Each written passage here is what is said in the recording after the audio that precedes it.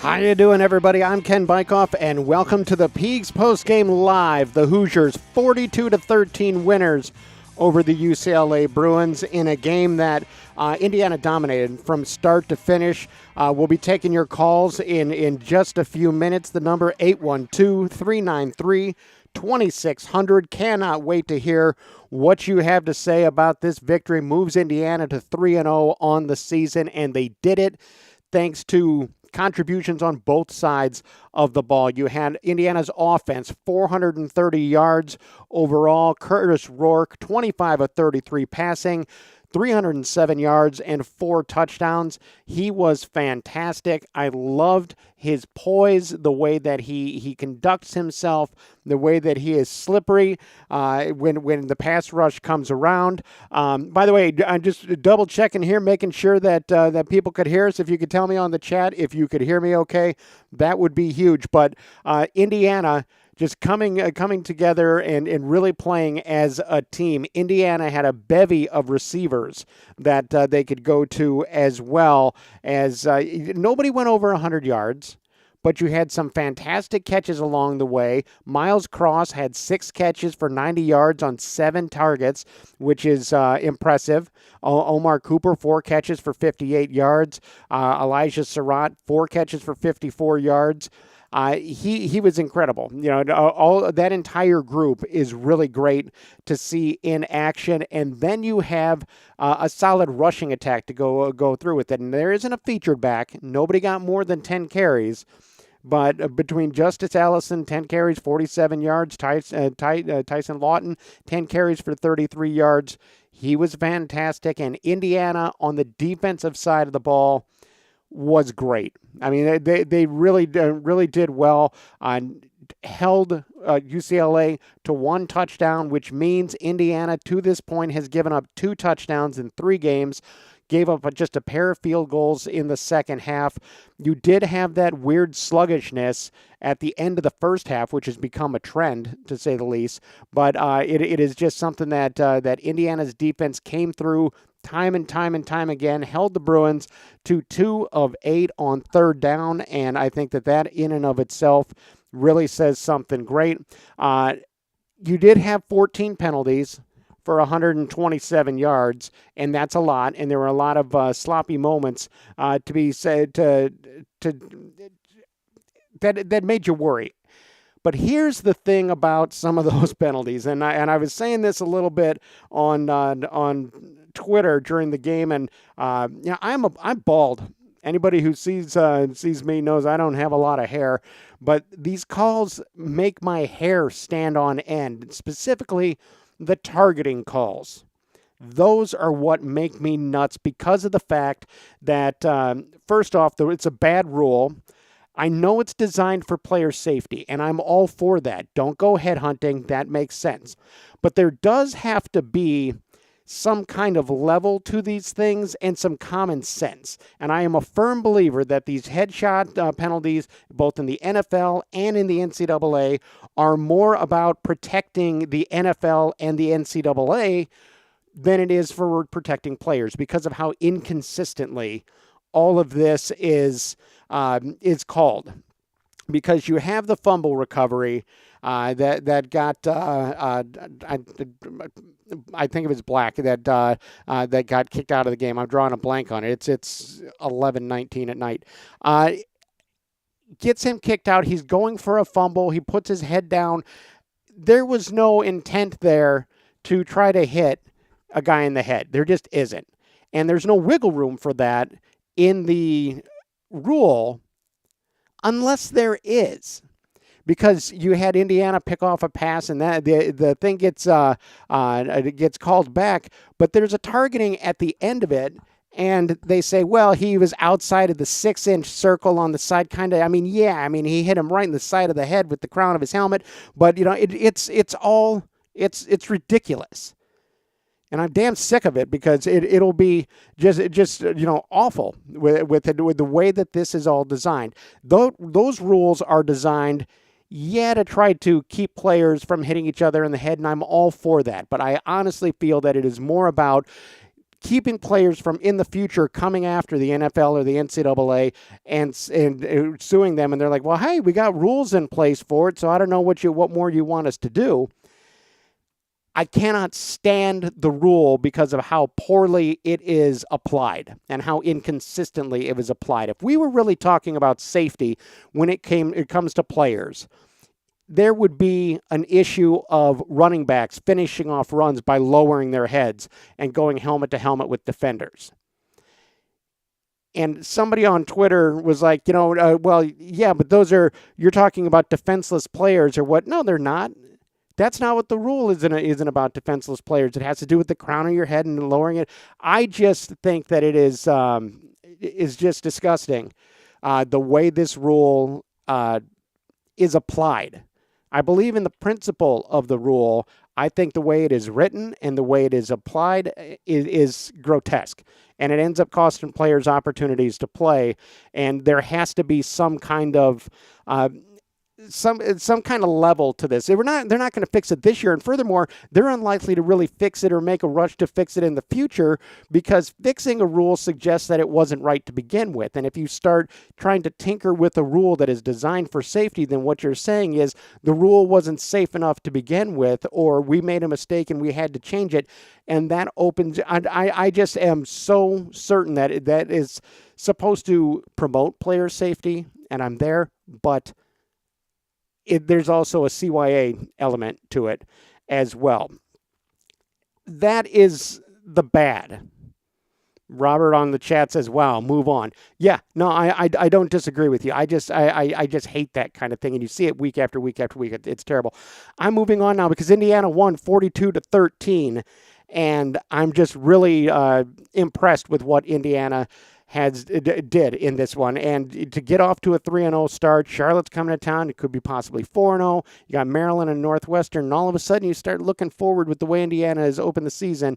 I think it's really been something that is a reason to get excited. You should get excited because this is a team that has a lot of talent on it. 812-393-2600 is the number. And we have our first caller. So, caller, if you'd go ahead and do me a favor and give me your name and where you're calling from and what's your question. Hi, Ken. It's Bill from Peoria. Great to hear you, Bill. What can I help you with? So I have a question about those targeting penalties.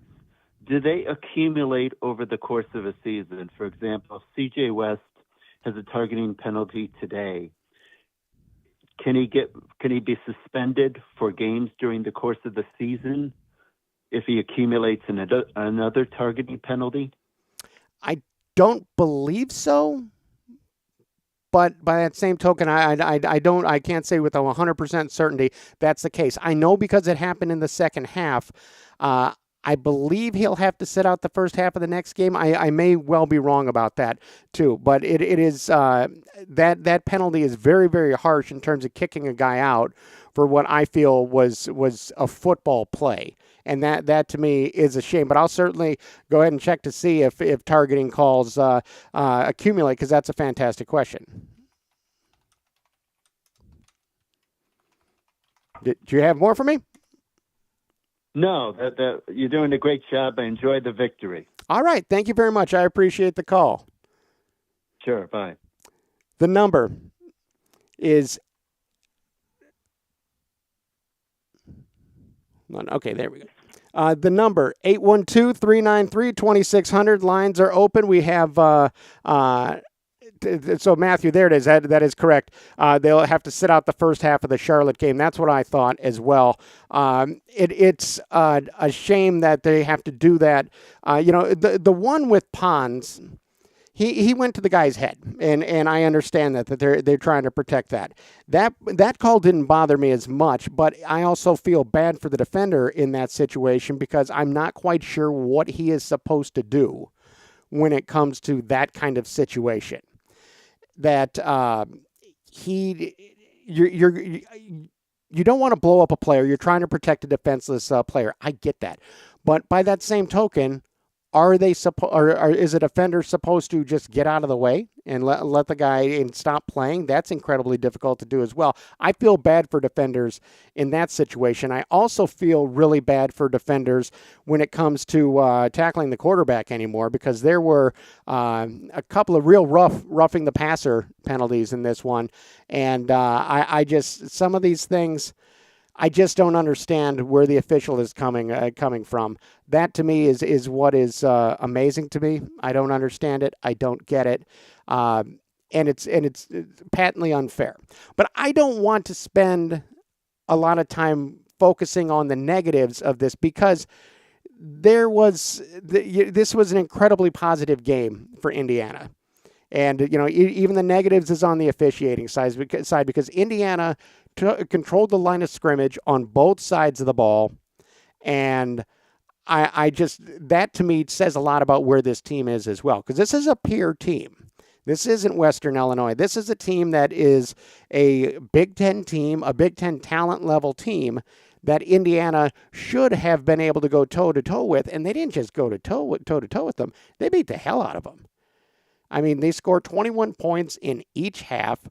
They don't really have too many letdowns along the way. And again, this is a team, I think, that unquestionably showed it is mentally tougher this year than it was last year. And that, to me, says an awful lot about the job that Curt Cignetti is doing with this team. We got another call in the queue. Caller, if you could go ahead and give me your name, where you're from, and what your question is. Hey, Doug from Atlanta. Curious whether, Ken, in your time covering IU football, whether you've seen a period where IU football has been this dominant, and how long ago it was, because I think we're pretty doggone dominant at this point. Yeah, we have been, and I was trying to think about the last time they started 4-0, and I want to say it was 2007. I could be wrong about that. I was focusing on the game. I wasn't digging up some of these facts, but the fact Indiana has come out and just put the screws to a lot of teams. I think right now Indiana is outscoring its opponents. I believe the number is 150 to 23. I'm pretty sure that's what it is. And so, yeah, that to me, defense is really, really important here. Somebody in the text says 2020.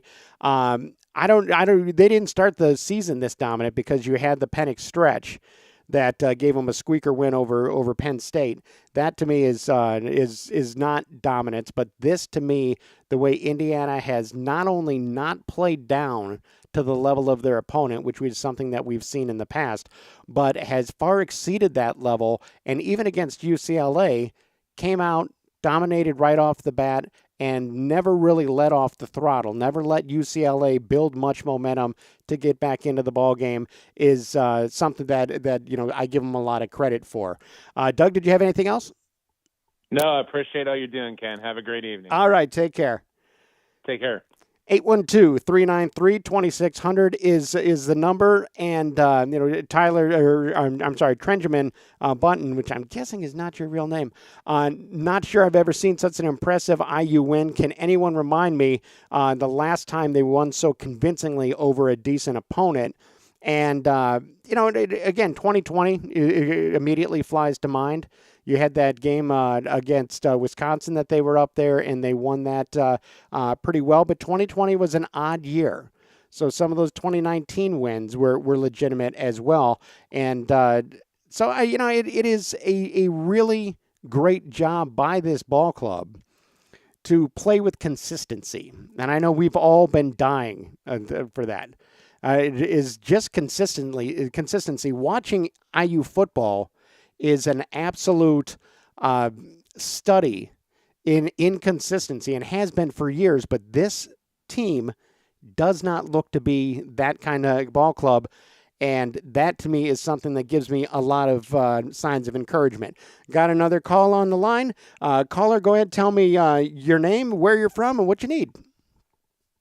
Hey, Ken, Kyle from New Jersey, but I'm out here in L.A. on my way back to LAX to spend my night flying back home after the big win. Well, what's going on out there? How was the Rose Bowl?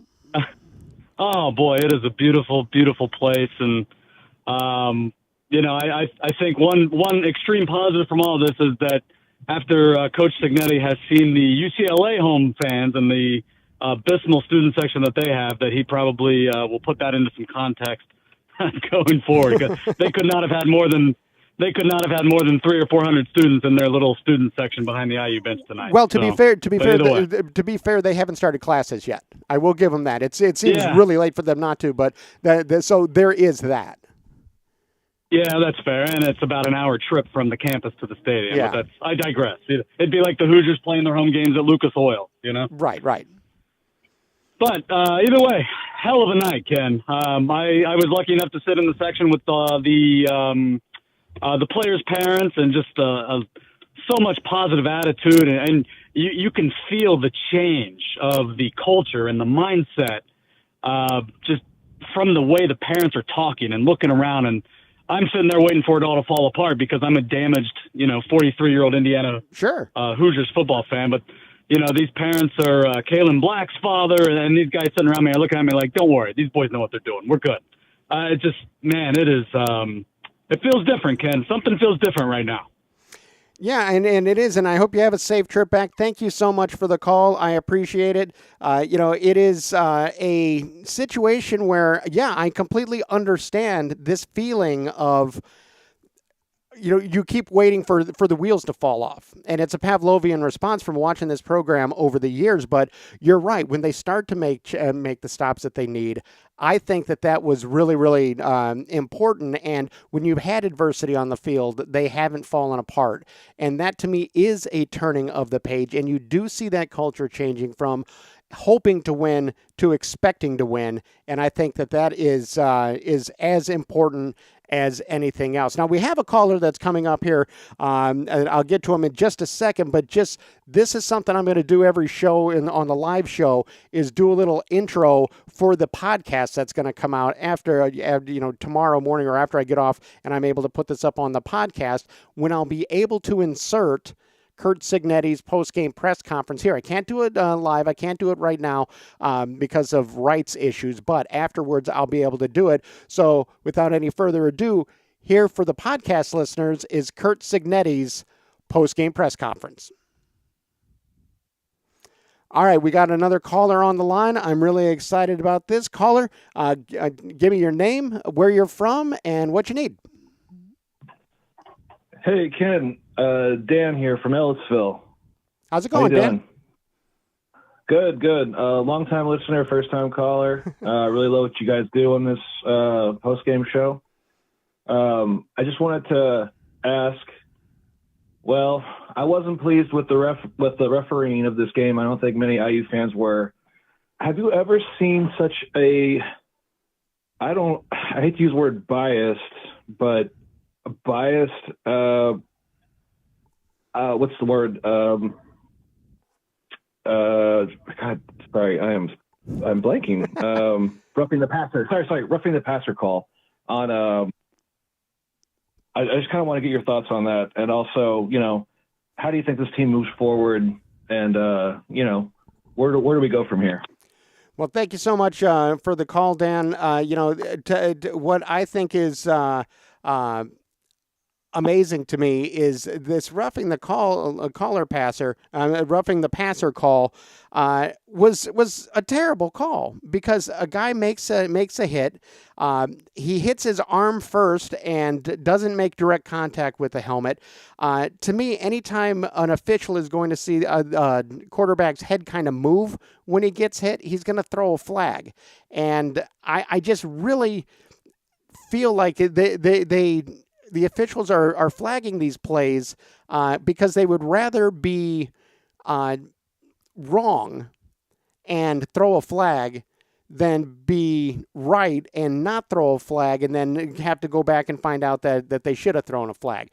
So I think that they are I don't want to say it's biased, because there isn't that, especially because Curtis Rourke didn't really face a whole heck of a lot of pressure in this one. So I don't know about bias, but I do think that there is football plays, regular football plays being made, and guys are getting flagged for it. And that is what bothers me, because to me, you can't legislate complete safety in the game, especially when guys are not doing anything wrong. I don't understand how it is that they are supposed to learn from these situations, because what are guys supposed to do differently? And then you get penalized for it. It's really difficult, and it is just maddening, no question. But again, the officiating was frustrating. But not frustrating was a 42-13 win over UCLA to move to 3-0. We got another caller. Caller, go ahead, give me your name, where you're from, and what you need. Yeah, this is Doug from Evansville. I just wanted to go back to the season of 1967-68. I was a sophomore at IU last time they went to the Rose Bowl. And this season reminds me of that, the start of that season. Nobody could really believe they were quite that good at the beginning of the season. And as they kept winning, everybody's faith grew a little bit, and the excitement grew and the stands filled up. And that's kind of what I'm looking forward to this year. Well, thank you very much, Douglas. I really appreciate it. It really is going to be interesting to me at this point what the crowd's going to look like for the Charlotte game. And it is going to be a noon kickoff, which is a great time to see a ball game. Indiana will have that opportunity to move to 4-0 and really start to build some things. Now, look, UCLA is not Alabama, but UCLA has been a solid program over the past several years. Indiana has won 9 games in the past 3 years. So while I believe UCLA went to a bowl each of those years, so this is unquestionably a bit of a statement game for Indiana to go out to the West Coast, beat UCLA, and not just squeak by them. This wasn't a rough and tumble game. They hammered them. I mean, they took them, out back, and I dominated in every single way. Again, the line of scrimmage on both sides of the ball, they handled what they needed to do. You had Indiana's offense outgains UCLA 430 to 238. Rourke throws for 307 yards and 4 touchdowns, 0 interceptions. I mean, there's plenty to be excited about. The penalties, though, actually will allow the coaching staff to really focus on things they have to continue to clean up, because you don't want this team to get a big head. You don't want that. On the post-game show with Don Fisher, I know that Sig talked about how do you handle success and how do you go ahead and make sure that that a team keeps its head and goes about things the way they're supposed to. And it's a fantastic question, because we've seen Indiana teams become overconfident very quickly. The fact that Indiana has not played up or down to the level of their opponent is something that impresses me 3 games in, having covered this program for 20 years. I've seen so many times where Indiana plays up or down to the level of its opponent. And UCLA will not be the toughest test Indiana faces all year, obviously, but you only play the teams that are in front of you. And when you play Western Illinois, and you outscore them 77-3. That's fantastic. That's what you're supposed to do to a team like Western Illinois. UCLA, look, if Indiana walks off the field in this one with a 24-17 win, everybody would also be thrilled. But that wasn't the case. It was 42-13, and I don't know about you guys, but it really was. I think it was 21-0, and I certainly wasn't comfortable, to say the least. And when UCLA scores a touchdown right before the end of the half, gets the ball back, goes down and is forced to kick a field goal, that was a big thing to me, because you don't want it to be to where you go from up 21-0 to 21-14. The fact it was 21-10 makes it still a 2-score game, and Indiana's defense bowed up exactly when they needed to, and then the Hoosiers never looked back. And I think that is really, really important. Are we talking about a team that is going to challenge for a Big Ten title and all that? Slow your roll on that. It's very exciting to think about this stuff, but we are only 3 games in, and 3 games, is not enough to show me real consistency, even if I have seen this team put together pretty consistent performances along the way. 812-393-2600 is the number. And looking at the chat here, we have Jacob says, I can't help but think how losing 2 defensive starters and other bad breaks in the past would have caused our wheels to fall off the bus. That's an excellent point. I mean, to me, that is an absolutely excellent point because of the fact that it goes back to the mental toughness of things, and you don't hang your head.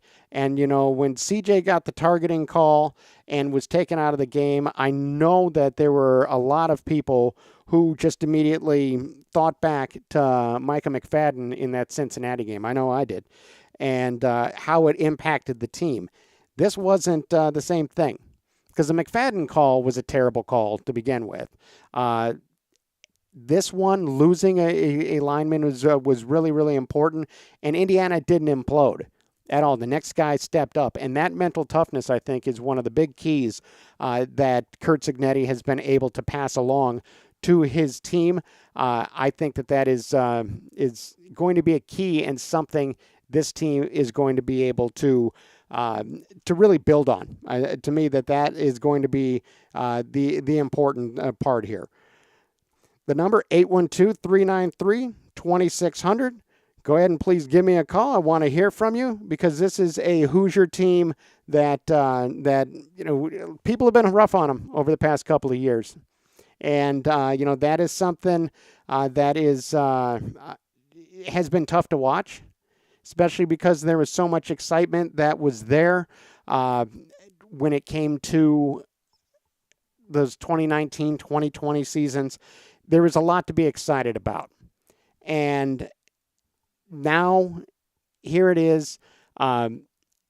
People want this football program to be successful. They desperately want it to be successful.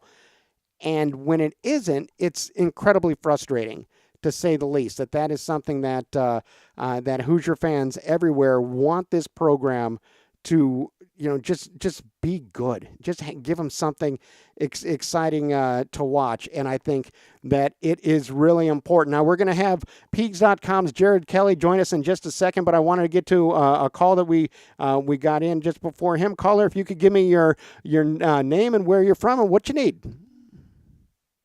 Mike Murphy from Evansville. Hi, Mike. Hey, how are you doing, Ken? Good. I just wanted to share a thought. It's really not a question, but I just wanted to share a little bit of the heart. My dad, for so many years, I'm 73. We became IU fans back in the first time we went to the Rose Bowl. And it was kind of a sometimes serious, mostly joking every year. This is a year we're going back to the Rose Bowl. And it was something we shared. He was a season ticket holder for many, many years. And it's just a joyous thing. I know it's not an actual bowl game, but it's bringing me a lot of happiness tonight to know that IU went out there and whipped that West Coast team in the Rose Bowl. And for all the years that my dad and a lot of our dads and brothers and sons have thought about IU football, it's a great night. I just wanted to share that thought with you. Well, I certainly appreciate it, Mike. And, there is a thing that we've talked about for a while when it comes to these call-in shows. We have so many people that call in and say they've been season ticket holders since the Rose Bowl year, or they've been fans since the Rose Bowl year. That season made a huge difference. Now, the fact Indiana was going to the Rose Bowl, the venue is obviously cool, but I didn't think it would impact the team in the way that because first off, they're kids. And a lot of these guys play at Michigan or Ohio State or Penn State. They've played in big atmospheres before, but there's no question that the Rose Bowl is a cool place. And to be able to go out there and make sure UCLA doesn't get its first conference win in the Big Ten against Indiana, I think was really, really important. And I'm pretty happy with that. Now I'm going to go ahead and bring in Peegs.com's Jared Kelly. Jared, how are you doing tonight? What's going on, Ken? It's I'm good. It's good to call into the show. You guys have been doing great work over here. Man, that was some win, huh? Yeah, it was something. So what are your thoughts on the game?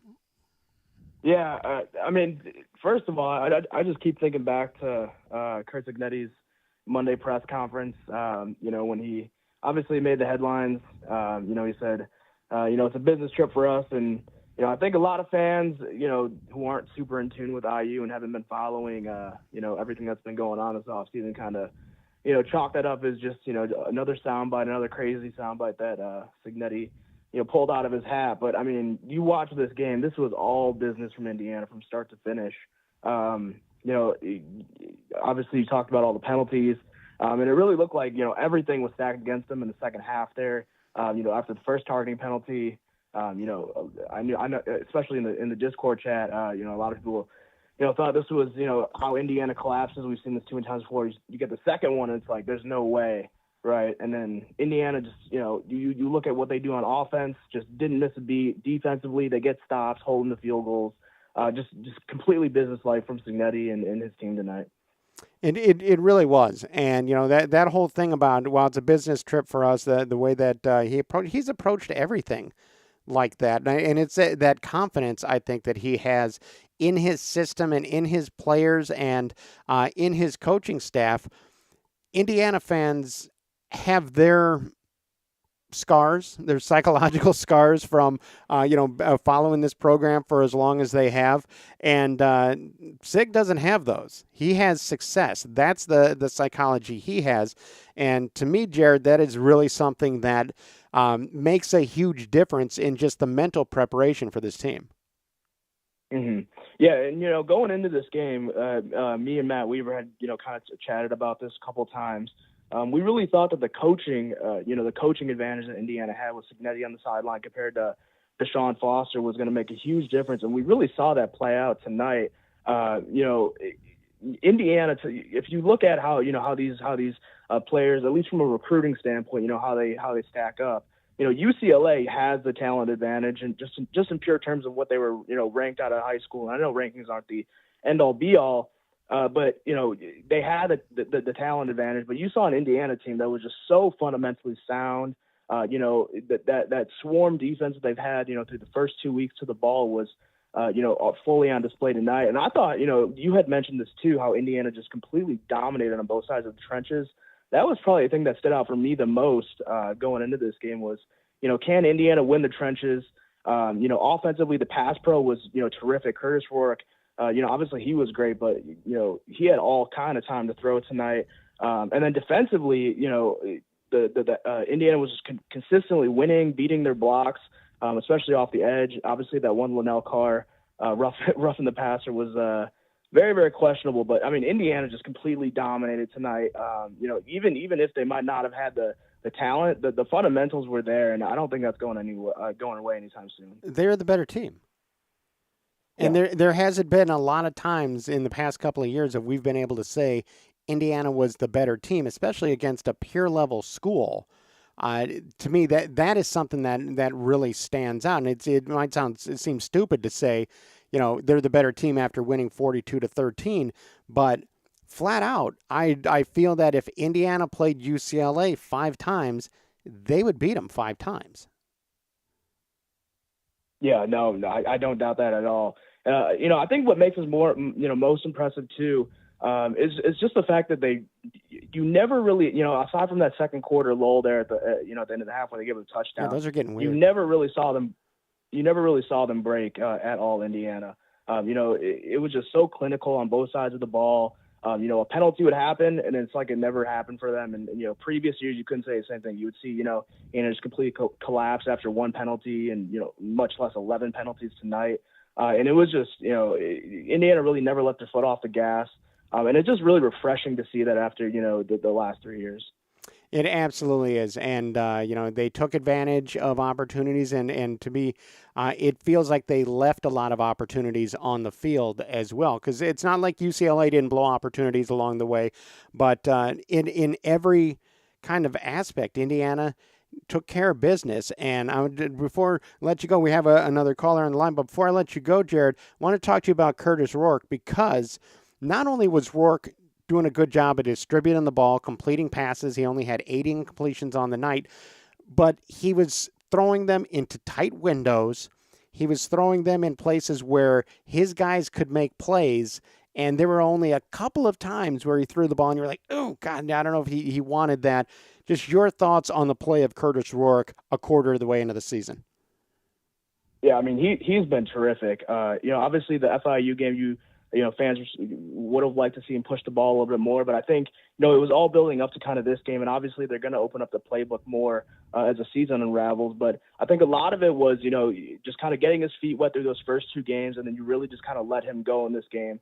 And I do want to give a shout out to Mike Shanahan too. I thought he called a terrific Sure. game tonight. Just the pace that he was calling plays at, the tempo. I think back to that 1 3rd down. I think it was like a 3rd and long. And Indiana ran a no huddle, kind of got UCLA's defense caught them on their heels. Indiana gets a first down there, a huge first down. I think it ends in a touchdown.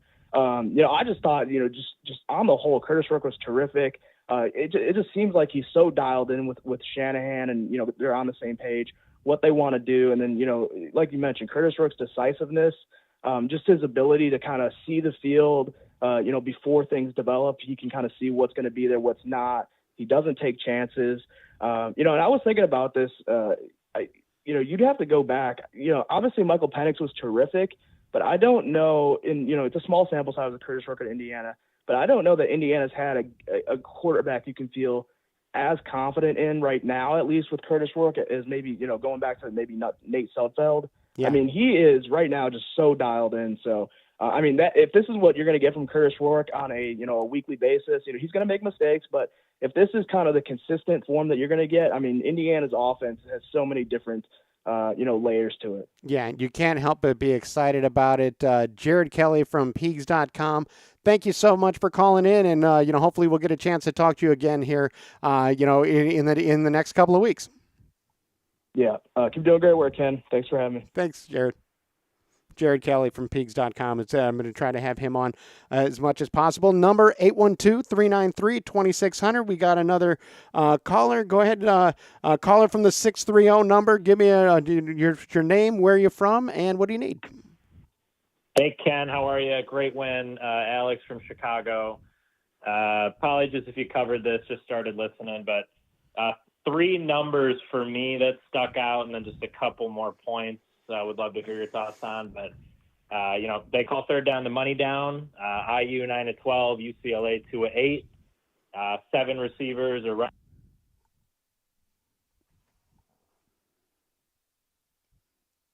Oh, we lost that caller in the middle, so not quite sure why, but please call back because I want to hear the rest of what you had to say. Excited to he was making a good thing. I think that he called back to it. So I don't know. I'm not sure what happened there, Alex from Chicago, but go on ahead. Yeah, it must be all the Hoosier airwaves. I don't know. No worries though. 3 numbers for me. 9-12 on 3rd down for IU, 2-8 for UCLA. It's obviously critical down to get off the field there. 7 guys caught a ball for Indiana. That's been a pattern so far through the first 3 games. So definitely encouraging, probably makes it really tough to game plan against. And then, you got the gift fumble on UCLA's first play on offense of the game, but you won the turnover battle again. So 3 games in a row, you were +2 today. You've won the turnover battle, all 3. Those are my 3 numbers that I like. I thought both coordinators, and I heard Jared talk a little bit about it, aced it, I think, again this week. Shanahan, you saw him scheme guys open. You saw him stick with the running game when it wasn't working early. And Bryant Haynes, real creative with his coverages, real creative with his blitzes. He's just got to teach the guys to tackle a little bit nicer. So those are the things that stuck out for me. I'll hang up and listen, Ken, but appreciate you taking the call. Well, Alex, thanks so much. And, you mentioned the tackling. I saw a little bit of that to where I wasn't wild about some of the tackling that I saw. Not to where it was problematic, but I thought guys maybe slipped out of the out of some tackles that you'd like to see them get to the ground. But that's really kind of picking nits here because it was just a really, really good performance.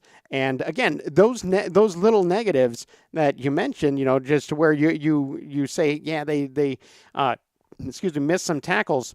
I think that's a good thing because it does still give a coaching staff something to focus on, and that's really, really important. You talked about numbers. I want to bring everybody some numbers about Curtis Rourke. He's played 3 games so far. He has completed 55 of 74 passes for 755 yards, 7 touchdowns, and 0 interceptions. And for somebody who is a veteran quarterback, that's what you want, is those kind of numbers. And for a long time, Indiana has had to deal with guys that were, freshmen, true freshmen. They were redshirt freshmen. They were somebody who had to like win a battle in the early part of the a camp, or it came down to who was going to be the quarterback. Curtis Rourke has come in here. He's been a leader, and he has performed on the field. 7 touchdowns, 0 interceptions. You are completing 74.32% of your passes on the year. There ain't nothing to complain about with that. And, it's nice that he gets to do that when you're not busy getting beat up or running for your life. Again, not saying that this is a situation where Indiana is not going to face that. They will. There's adversity coming. There's much tougher opponents that are going to be coming into the equation here. But boy, you cannot be upset with what you have seen from Curtis Rourke in any way, shape, or form. 812-393-2600 as we approach the midnight hour. We'll stay on for just a little bit longer to celebrate and break down this victory and see where we have. Let's go to the chat. I've been happy to have a pile of calls and to talk to Jared with this. Somebody on there mentions Donovan McCulley and what's going on with McCulley. I just think he's being outplayed. And plus, once you get up in a game like this, considering the fact that McCulley's been dinged up, maybe you go ahead and you don't really push it. You don't really push it. For instance, one of the few times that I saw him on the field was near the red zone. So, hey, you know what? Let's go ahead and possibly give him, a fade route or a quick isolated one-on-one. Try to let him be a weapon that doesn't put him in any kind of danger.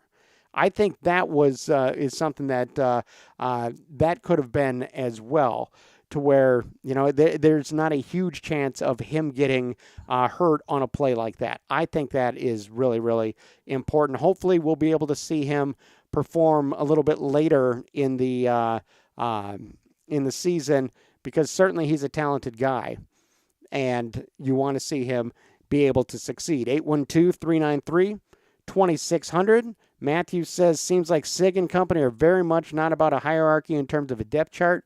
They seem to be very much about the results and keeping fresh legs in the game as much as possible on offense. And that absolutely is the case. And that's what it should be. As long as the drop-off from one player to the next isn't too substantial, I think that try to keep guys fresh, especially early in the season. And then in the second half, I think it's really important to be able to do that as well. And being able, it saves wear and tear, throughout the season. And again, this is an IU team that does not have, has not historically had a ton of depth. Let's put it that way. The drop-off was substantial from 1 to 2, or especially from 2 to 3 and on down. So being able to keep guys fresher, I think, is going to be really, really important along the way. Wanted to take a couple of seconds to look at the upcoming schedule, because you have Charlotte that it comes to town next week, and Indiana certainly will be favored for that one. Then you have Maryland, who will be going to Maryland, coming off a 27-13 win over Virginia on the road. So, but even in that one, Maryland was down in the first half. So that one you got to put in the line of, hey, this is a peer school. This is a team that should be a good battle, and if you play the way that you did against UCLA, you're probably going to be in good shape.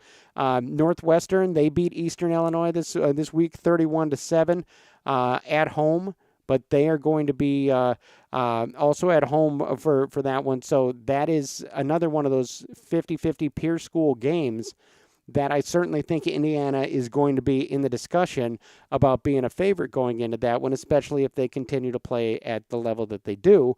And, if you getting off to a 6-0 start is almost something that you can't really wrap your head around as an Indiana fan. But it is, certainly a possibility. But there is a very real possibility that Indiana could get to 4 wins by September 21st. And the Maryland game, it being in Bloomington, you could have Indiana open 5-0 and be a win away from bowl eligibility before October rolls around. And that would be absolutely incredible for this football program, considering where they were not so long ago. Going to throw out last call here for calls, 812-393-2600. If I don't get a call here in very soon, I'll go ahead and wrap it up, but the line is still open.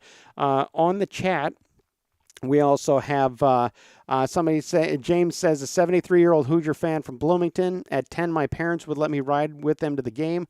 Cost $1 to sit in the knothole seats and 50 cents for a malt. Boy, a malt would be good, especially if it's a warm day today. And that's kind of the thing, that when you're talking about this Indiana program, it maybe hasn't always been filled with success and great stories like that, but people love this program and they want it to do well, and that's why nights like nothing like this are really as good as it as it feels as good as it is, because first off, Indiana hasn't had a ton of these, and it makes you excited for what is possible, because Indiana has not had a ton of flaws over the first quarter of the season. And that's really, really exciting, obviously. Another guy on the chat says, years passed after being up 21-0 and UCLA started to make a little run, we would have folded and would have lost 24-21. I've seen that happen plenty of times, and I don't disagree at all. The fact that Indiana was able to bounce back and take care of business, I think, says a lot about the job Curt Cignetti has done to kind of change the culture for this program. And it's really, really important that this team keep its head, continue to build, and build confidence, because honestly, this is a team that looks special in a lot of ways, and you want to see that continue. But the final score from Pasadena: Indiana 42, UCLA 13. I want to thank all of our callers for calling in. It's been the best show that we've done so far, and not just because of the opponent. I'm so thankful for everybody calling in, and just a couple minutes after midnight. It's been great. Now the Hoosiers have to continue to build on this, and we'll see what they're able to do. Noon kickoff at Memorial Stadium next Saturday against Charlotte. And I'll be doing this show from the parking lot after the game, and include, maybe a little bit of time with Charlie the intern, who's going to be joining me for that game. So really excited about it. Well, that's all the time we have on the Peegs postgame. I want to thank you for listening. I want to remind you to visit Peegs.com for the very best NIU football and basketball coverage you're going to find anywhere. Nobody covers Hoosier recruiting better than Jeff Rabjohns, Matt Weaver, Trevor Andershock, and Jared Kelly. So come be a part of a thriving and exciting community at Peegs.com. Folks, you are not going to be disappointed. Folks, we're out of time. But for now, and for Jeff, Matt, Trevor, and Jared, I'm Ken Bykoff saying thanks for listening, everybody.